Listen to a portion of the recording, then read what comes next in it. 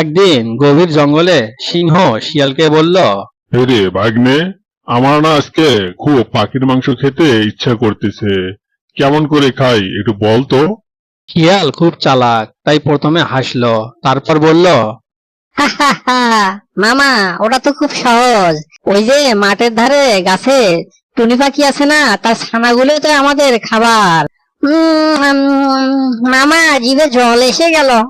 এই কথা টুনির ছোট্ট ছানা গাছের উপর থেকে সব কথা শুনে ফেলল। ভয় পেয়েও হাল ছাড়ল না, দ্রুত সেখান থেকে চলে গেল মায়ের কাছে। টিঙ্কু খুব দ্রুত তার মা বাবার কাছে চলে আসলো। তার মা বাবাকে সবকিছু খুলে বলল। সব শোনার পর টুনি আর টোনা খুব চিন্তায় পড়ে গেল। রাত্রিবেলা ওরা অনেকগুলো পাখি মিলে বুদ্ধি করলো কিভাবে শিয়াল আর সিংহকে বোকা বানানো যায়।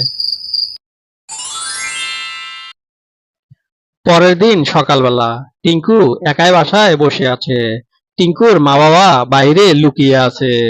সিংহ আর শিয়াল গাছের নিচে আসতেই টিঙ্কু চিৎকার করে উঠে বলল, ওই হে সিংহ, তুমি কি জানো জঙ্গলের মহারাজ আসতিছে তোমাকে ধরতে? এ কথা শুনে সিংহ আর শিয়াল অনেক ভয় পেয়ে গেল।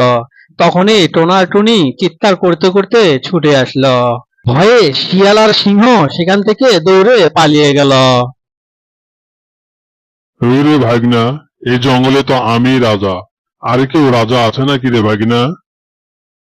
বন্ধুরা, তোমরা কমেন্ট করে জানিয়ে দিও সিংহের মহারাজ নাকি আরো কেউ মহারাজ আছে। আর নতুন বন্ধুরা, তোমরা এখনো যারা চ্যানেলটি সাবস্ক্রাইব করো নাই, জলদি করে চ্যানেলটিকে সাবস্ক্রাইব করে দাও।